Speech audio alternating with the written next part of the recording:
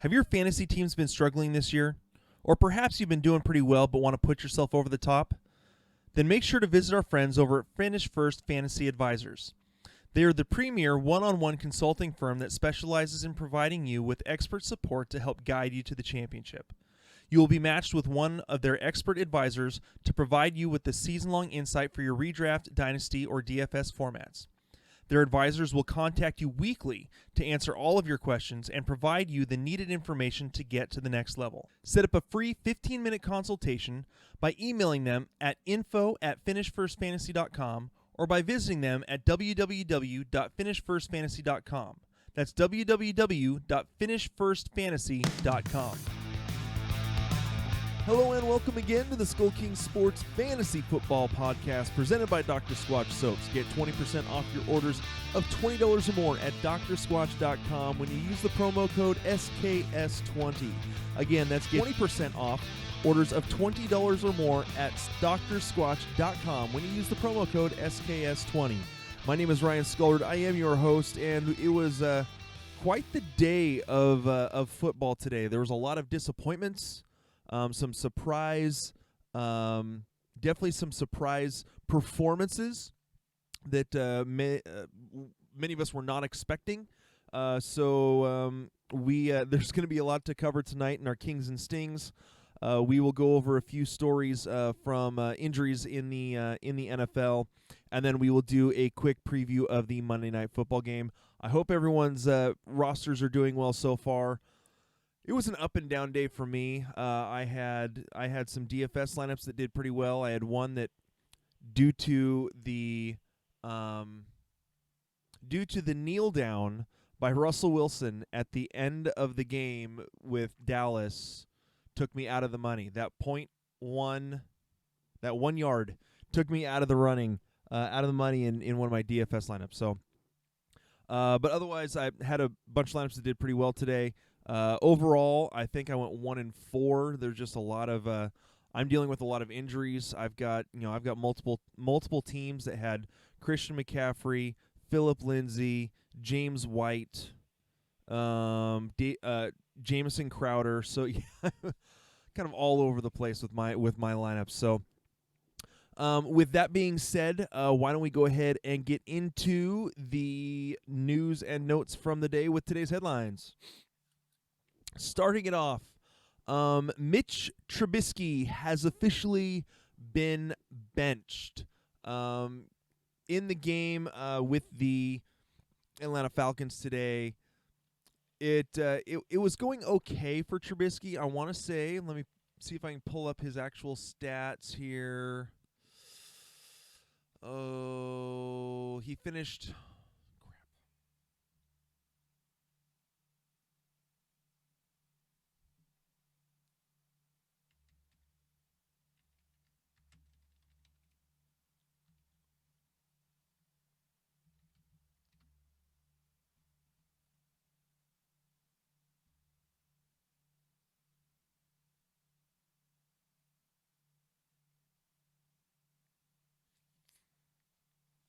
He finished 13 of 22 for 128 yards, had one touchdown and one interception, also had one rush of 45 yards, but just wasn't quite getting it done. And the Bears put in Nick Foles, and Nick Foles comes through with a 16 of 29 for 188 yards, throws an interception, but does throw 3 touchdown passes.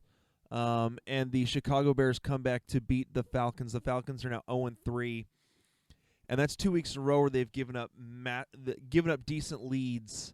This one they were up 26-10, so they were up by 16, and end up losing this one, giving up 20 points in the fourth quarter. So, I don't know how much longer Dan Quinn has that job. So, very, very interesting to see what happens with the Falcons, with their offense, with their defense especially. Dan Quinn is supposed to be a defensive guy. He was the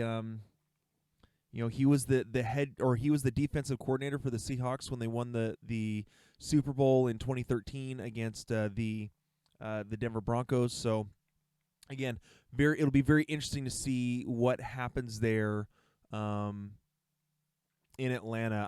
I think that Dan Quinn's days are numbered. Unfortunately, there was some other, some sad news from this game. It looks like Tarik Cohen is most likely lost for the season. The Bears, as of right now, fear that he has a torn ACL.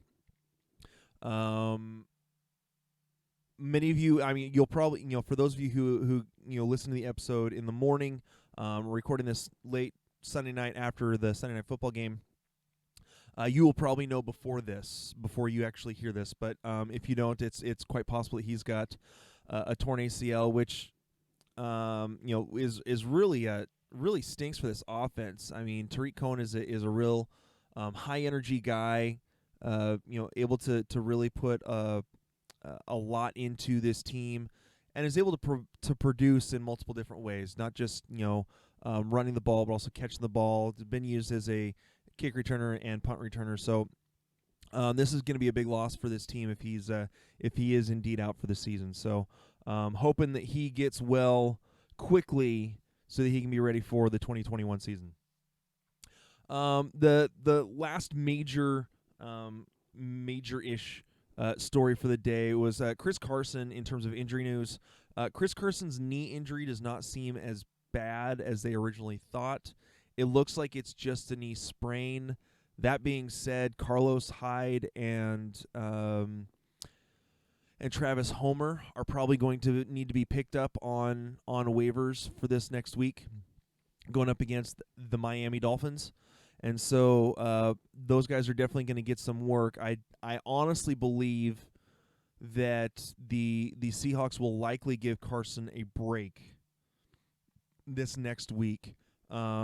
They could play him, but if he's not anywhere close to 100%, I think they hold him out. I think that they will be. I think that they will be happy enough with what Hyde and Travis Homer can do to be able to get through the game against Miami this next weekend. So, just a couple other little injuries. Jared Cook suffered an ankle injury against the Packers. We'll have to wait probably until the morning to see how severe it is. Chris Godwin left with a hamstring injury today. Let's see. There was another. Deshaun Jackson dealt with a hamstring issue. Dallas Goedert went out with an ankle injury today. John Brown went out with a calf injury. Russell Gage went out with a head injury, most likely had a concussion. Steelers wide receiver Deontay Johnson went out with a concussion. So, there was just a lot more injuries, today that the NFL has had to deal with. Honestly, I blame the lack of real training camp and the lack of preseason to this. So, just with how things went this offseason with COVID, this should have been somewhat expected in terms of how many injuries have been happening. So, with that being said, we are going to get right into our Kings and Stings section of the podcast, where we go over the best and worst performances of the fantasy football weekend, excluding, of course, the Monday Night Football game. So, starting it off with the quarterbacks, at number one, Mr. Seahawk Russell Wilson, 36.8 points. He threw for 315 yards, 5 touchdowns, and a 2-point conversion. And to think he would have scored over 40 points today. Had DK Metcalf held onto the ball and ran through the end zone instead of slowing up and holding the ball with one hand and having Diggs knock it out of his hands at the 1-yard line through the end zone for a touchback. That was another thing that irritated me. That my one DFS lineup that I missed out by like a tenth of a point. I had the Russell Wilson and DK Metcalf stack in that, and so that was even more depressing. Number two, Mr. Josh Allen has been lighting the league on fire right behind Russell Wilson. This has been very unexpected. I mean, he's already thrown for 400 yards in a game, threw for 311 today, 4 touchdowns, did throw an interception and lose a fumble, but finished with 32.2 points. So big day from Josh Allen. Which is, I mean, that's huge just considering he's going up against a defense that's been pretty tight against wide receivers. So Dak Prescott, obviously going up against the Seahawks, put up big numbers. Career best 472 yards passing, 3 touchdowns, 2 interceptions, lost fumble, 29.5 points on the day. Moving on to the running backs. Mr. Alvin Kamara in Sunday Night Football, 38.2 points in half-point PPR, finished with 13 receptions, 197 total yards, and 2 touchdowns. Big night for him. Really was just, he was the offense for the Saints tonight. Well, in partly, it was actually nice to see Drew Brees get a little bit of the passing game going without having Michael Thomas. Now, of course, a lot of that went through Kamara to provide a lot of that. So, number 2, big game out of Rex Burkhead. This is just, I mean, this is one of those ones. If James White was playing, this would have been James White this game. 31.3 points, 7 receptions, 98 total yards, and 3 touchdowns. So big game out of Rex Burkhead. Really, he was about it for the New England Patriots today. And number 3, James Robinson, 27.9 points, finished with 6 receptions in Thursday Night Football, 129 total yards, and 2 touchdowns. So it's really nice to see what he has been doing in Jacksonville. He has been playing very, very well. He is definitely one of those guys that's taken advantage of the time that he's gotten. Because it was supposed to be once Fournette was gone, it was supposed to be Reichwell Armstead's backfield, and then he gets the COVID diagnosis, and he's going to be out for a little while. And so they give it to undrafted James Robinson. What do you know? He is absolutely taking over that backfield. So, big game out of James Robinson. Good to see an undrafted guy really, really having a great season so far through the first 3 games. To the wide receivers. Starting it off, number 1, Tyler Lockett, 32.5 points, 9 receptions, 100 yards, and 3 touchdowns. I went back and forth between Lockett. I'm going to keep talking about this. I went back and forth between Lockett and DK, which guy was going to be the bigger guy for today. And I actually had a couple stacks with Lockett and Wilson, just not the one that I was closest to the money in. So, number 2, big surprise here. Justin Jefferson, 27 points for Minnesota, finishes with 7 catches, 175 yards and a touchdown. His touchdown was, I believe, a 71-yarder. So even then, he was 6 for 104. So it looks like the Minnesota Vikings have finally found their number 2 behind Adam Thielen. Could possibly take over the number 1 role, and Adam Thielen just be the role player number 2. So we'll see how that plays out the rest of the season. But big game out of Justin Jefferson. And number 3, again from the Cowboys-Seahawks game, it is not CeeDee Lamb, Michael Gallup, or Amari Cooper. Who was it? Cedric Wilson, owned in 0% of Yahoo leagues, goes for 25.2 points, 5 receptions, 107 yards, and 2 touchdowns. Both those touchdowns were over 40 yards. So, big game out of Cedric Wilson today. For our tight ends, this is what happens in fantasy football. This is just, if you take out Travis Kelce and Andrews, who are playing tomorrow night, Monday night in Monday Night Football, from Baltimore and KC, you take the top 13 tight ends in terms of what they scored just this weekend.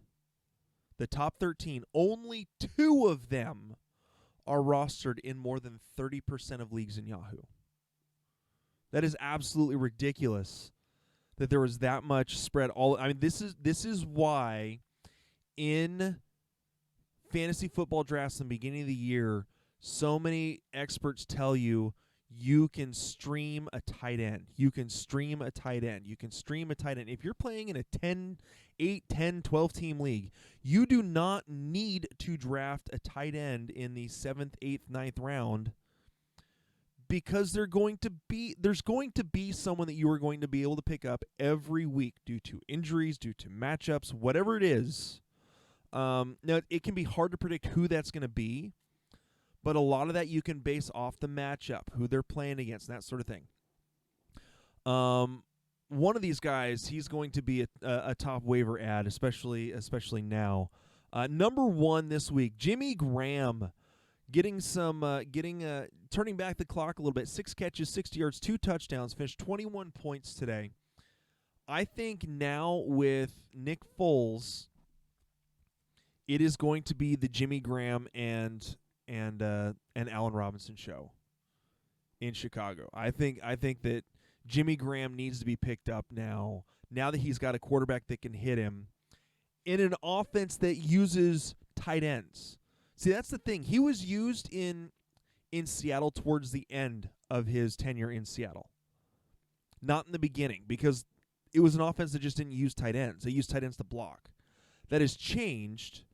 And we saw that last year with Jacob Hollister, Will Dissly, those kind of guys, and even today with Jacob Hollister and Greg Olsen, they use the pass offense. They use tight ends. Jimmy Graham went from an offense that used tight ends all right, better as he was going with the Seahawks, to the Green Bay Packers that almost never use a tight end. I mean, Robert Tonyan had a great night tonight. Was it 5 for 50 and a touchdown? But that's the exception in that offense. And part of that, again, was because of the fact that they didn't have Davante Adams. He's the number 1. And then after that, then we may see, when Adams goes down, then we kind of see the tight end getting used a little bit more. But unless that happens, you're just not going to see the tight end get used very often in Green Bay. So until they get a different quarterback. Number 2, another big surprise, big shocker that hardly anyone rosters. Tyler Kroft, 16.4 points, finishes 4 catches, 24 yards, and 2 touchdowns. So big day for him as well. And last but not least, another tight end that no one expected really much. People kind of hoped that he would be able to provide some decent value. Eric Ebron, 13.7 points, 5 catches, 52 yards, and a touchdown for Pittsburgh. I'm not expecting that kind of production regularly from Eric Ebron. Obviously not Tyler Kroft. He was playing because Dawson Knox was out. Dawson Knox was out, I believe, was it concussion? Well, he was still in concussion protocol and couldn't play this week. Something like that. It could have been a leg or something. But Tyler Kroft played because Dawson Knox was out for this week, and so he's a fill-in. So we're not really expecting Tyler Kroft to do this over and over and over again. Eric Ebron, he's basically the starting tight end for the Steelers, and so the Steelers are another team that don't use the tight end consistently. You go back to, Heath Miller was the big tight end for many, many years with the Steelers, especially in the beginning for most of Big Ben's career. And he was a guy that would be used semi-regularly. He'd finish a season with, 6 touchdowns and, 500 or 600 receiving yards, but he'd have like 3 games with 1 or 2 touchdowns and 85, 90 yards, and then most games he was, 3 catches for 30 yards. And that was it. That was all the production he had, because he was mostly used as like a blocking tight end. It'll be interesting to see if Ebron can get more usage in this offense with a healthy Juju Smith-Schuster. I think what, for lack of a better term, helped Ebron's cause in this game for production was the injury to Deontay Johnson, who went out with a concussion. So we'll see how this plays out for next week for Eric Ebron as well. All right, going to the stings, the ouchie performances. Now, this is something that the way we do our stings. Now, I've mentioned this before, but I just want to cover this again. When we talk about a sting, it doesn't just mean someone who put up a 0, because there are guys that are owned in 50, 60% of leagues that you may have started that puts up a 0. That happens. These are guys that are owned in like 85+% of leagues that you almost definitely did not sit. That they're a top 10, top 15 performer at their position. That puts up a big stinker. So for that, so that's kind of our explanation of this. So it's not necessarily a guy that I streamed this guy and he didn't score any points. Okay, yeah, he was a streamer. He wasn't your regular starter. So for example, here today, our 2 quarterback stings are Matt Ryan and Cam Newton. Matt Ryan put up 12.4 points. I actually sat Matt Ryan. Unfortunately, I sat him for Gardner Minshew, who put up 2 less points than Matt Ryan in the league. And then I actually sat Gardner Minshew for Ryan Tannehill, who also put up 12 points. So I wasn't winning that matchup either way. So Matt Ryan, 238 yards, 1 touchdown, 1 interception, 12.4 points. Which a lot of us were somewhat predicting that it was going to be a tough day for him simply because he didn't have Julio Jones, and the Chicago defense is getting back to their tough, distinctive ways. So I did not have Matt Ryan super high in my rankings this week. And number 2 is Cam Newton. I did have him semi-high in my rankings. 162 yards passing, 1 touchdown, and 1 interception, 12.1 points. A lot of the offense basically went through Rex Burkhead this week. So those are our QB stings. Moving on to our running back stings. Again, taking on that same moniker of highly owned guys that just did not perform. Jacobs. 7.8 points against New England today. Joe Mixon,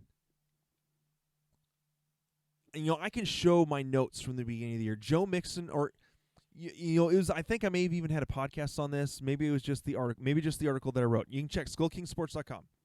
Go to our fantasy football section, and you can even do it in the search bar. Look up ADP guys I would not pay for at their ADP. One of them was Joe Mixon, because he was going as like the number 6 or 7, maybe even number 5 in some leagues. He was going as the number 5 running back off the board. They don't have the offensive line to consistently provide running lanes for Joe Mixon to run through. They simply don't. And so I just don't see Mixon being worth a running back 5 pick. Because if you're going to pick a guy as one of any of the top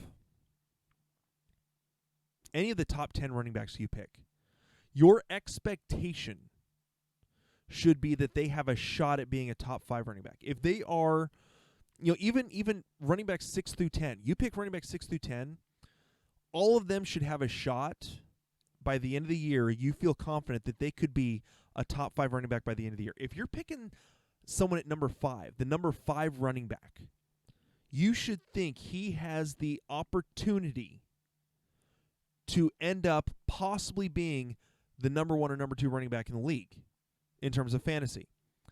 I cannot see that out of Joe Mixon with the inconsistency and with the offensive line, the poor run blocking that offensive line has in Cincinnati. So, sorry, I'll get off my high horse.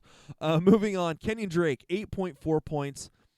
A week after Aaron Jones just lights up the Detroit defense, I think they finally got a few things figured out in the run game. And so Kenyon Drake, he put up, I want to say it was like 73, 76 yards or something rushing. Just couldn't get into the end zone. Only like 1 or 2 catches. So just not a lot of production there. The Cardinals struggled a little bit on offense. I want to say Kyler Murray threw 3 interceptions. So, it wasn't a great day from all the potential offensive weapons in Arizona. Moving on, our wide receiver stings. Julian Edelman, 3.2 points. I've in the live stream I was telling guys, Julian Edelman, he should put up a decent amount of points. I'm amazed he didn't. Again, like I said, a lot of the points, most of the points on that offense went through Rex Burkhead today. So just I guess Cam just was not on. I didn't get a chance to see much of the game. Cam just was not on today. So the other two wide receiver stings, Odell and DJ Moore, 7.9 and 7.5 points. In that article I previously mentioned about Mixon and a guy I was not willing to pay for with his current ADP, Odell and DJ Moore were both in that article.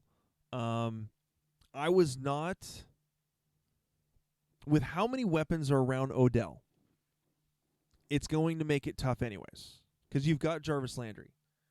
I understand they don't use Austin Hooper. Austin Hooper is a very good tight end weapon. They just don't throw to him. But then you've also got two running backs in Hunt and Chubb. And Chubb is ripping it up. I love what Chubb is doing so far this year. And Hunt, being the secondary back, has been, he's putting up close to running back 1 points in terms of fantasy and half-point PPR. Look at who they got as a new head coach in Stefanski, who last year changed the offense in Minnesota to, instead of it being the Kirk Cousins to Adam Thielen and Stephon Diggs show, to using them as support for the Dalvin Cook running game. And what has it turned into in Cleveland? The Nick Chubb with a little bit of Kareem Hunt thrown in, run and short passing game, with a little bit of thrown out to Odell and DJ, with a little bit of thrown out to Odell. Now, Odell's struggled. I mean, Baker Mayfield has not been great. I want to say, what was it, last week Odell had, was it 3 catches on 10 targets? It's been rough for Odell. I'm not, he was being drafted as the number 12 wide receiver in drafts. I don't think I don't have it up here. But he's not putting up anywhere near that amount of points. Now, they could get things going later on. But with how it's looking right now, that's not the way this offense works. And I don't see him putting up top 12 points. The other one's DJ Moore. That offense is it's going to have its waves of ups and downs. Teddy Bridgewater is not a guy to throw a lot of deep passes, which in the last couple of years, it was kind of DJ Moore's thing. I mean, they moved him to, running some more shorter routes last year because they had Kyle Allen as their quarterback. And DJ Moore was not and again, it could have been the quarterback, but DJ Moore was less explosive in his second year than he was in his first year.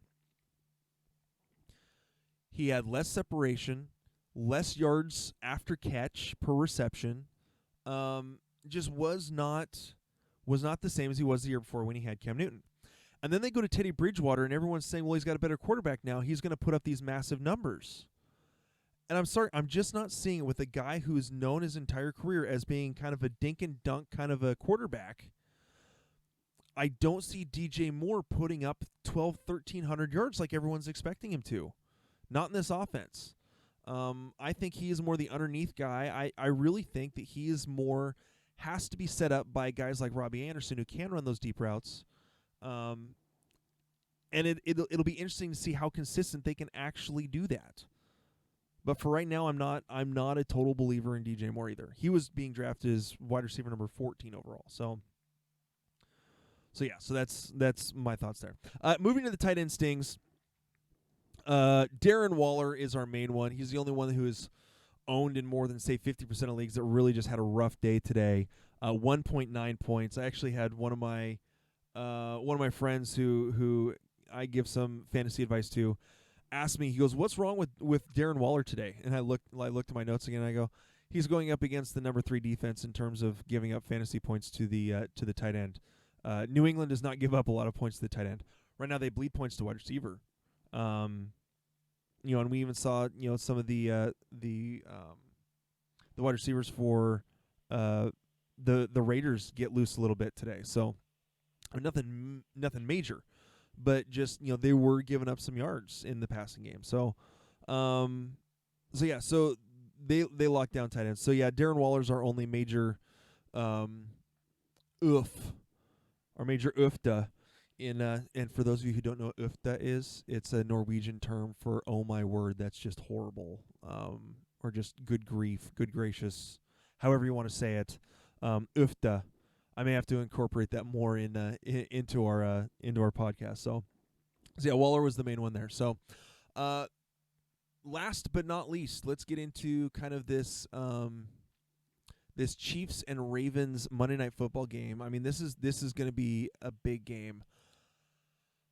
Let me see. I'm going to pull up my rankings, and for this week, let me make sure I've got them all reset. I think I still had Lamar Jackson as the number one quarterback. Yeah, I did have Lamar Jackson, not Russell Wilson. So we'll see. We'll kind of see how that goes. But I have Patrick Mahomes number 5. I think that Baltimore's good enough that Patrick Mahomes isn't just going to put up his massive numbers that he normally does, but I still think he's going to put up pretty decent numbers. Just with how explosive this offense is, I think that's the case. Lamar Jackson, his ability to run the ball has been phenomenal. So, going to I wanted to check. So I've got Baltimore, Kansas City. Baltimore, the only real quote unquote weakness they have is giving up points to the tight end. They give up 13.4 in the first 2 weeks, 13.4 points to the tight end. That's number 6, so the 6th most. However, they are the best against wide receivers, the best against running backs, and the 5th best against quarterbacks. So, like I said, this could be a tough game for Kansas City. It'll be interesting to see how it plays out. In terms of Kansas City, they give up the 6th most amount of points to quarterbacks. So, Lamar Jackson could be in for a decent game, especially if he gets loose running.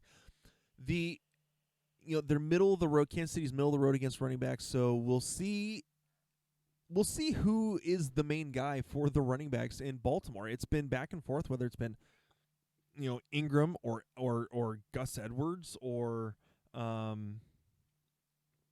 J.K. Dobbins. We don't really know. So I think they've tried to spread everything. I mean, and they're running like crazy all over the place. I mean, really, the main running back is Lamar Jackson, and so it's kind of hard to trust any of the other running backs really right now for Baltimore after only a couple games. So we'll see. Maybe they can establish a little more tomorrow night. Kansas City Chiefs actually are the 6th best against wide receivers. So they do have a decent secondary. So it makes me a little hesitant on guys like Marquise Brown. If you're desperate, someone like Miles Boykin, I'm not confident in those kind of picks. So, and they give it the 13th most, 10 points per game to the tight end. So, I really think the best matchups are going to be Andrews and Kelsey. I think are going to be your main guys, and Lamar and Mahomes. And beyond that, I mean, I have Clyde Edwards-Helaire knocked down in my rankings a little bit. I know he can catch the ball in the backfield. I know he can be elusive, but this is a very tough Ravens defense. I think I actually, in a 10-team league, moved Edwards-Helaire to I believe I actually have him in my flex spot, partially because he was playing the last game. So the last game of the week. So I'm not fully confident in him against this defense. And as far as as far as the wide receivers go, Watkins, I believe he's healthy. We'll check just for sure. He is questionable, so we still don't know for sure if Sammy Watkins is even going to play. So after that, it's Denard Robinson, McCole Hardman, Byron Pringle. I don't have a lot of confidence in those guys. Maybe Robinson. He's shown to be able to put up big games. And McCole Hardman's basically a deep ball specialist. He's basically the other Tyreek Hill that doesn't get used as much as Tyreek Hill. So so that's kind of my thoughts on the Monday Night Football game. I hope you guys are able to get the points you need in order to win your games, and I hope that your opponents are not able to get the points they need so that you can win your games this week. I hope you guys have also enjoyed the show, the amount of knowledge we try to put out for you guys. Tomorrow night we will be putting on our waiver wire show. I will have early waiver wire rankings out soon after you probably listen to this show. So I will have early waiver wire rankings out Monday. We'll try to get the rest of our staff who does rankings with us to also put out some waiver wire rankings, guys that you should pick up in what order. So we'll definitely be doing that. Hope you guys have a wonderful rest of your week. We will have a couple more shows this week. Hope we can provide the information you need. Again, my name is Ryan Scullard. This has been the SkullKing Sports Fantasy Football Podcast, and we will talk to you later. Hey, SkullKing Nation. Thank you for listening to the SkullKing Football Podcast. Did you like this episode? If so, be sure to go to iTunes, Stitcher, Google Play, and YouTube to subscribe. Also, please leave us a rating and reviews to let us know how we can better help you rule your leagues.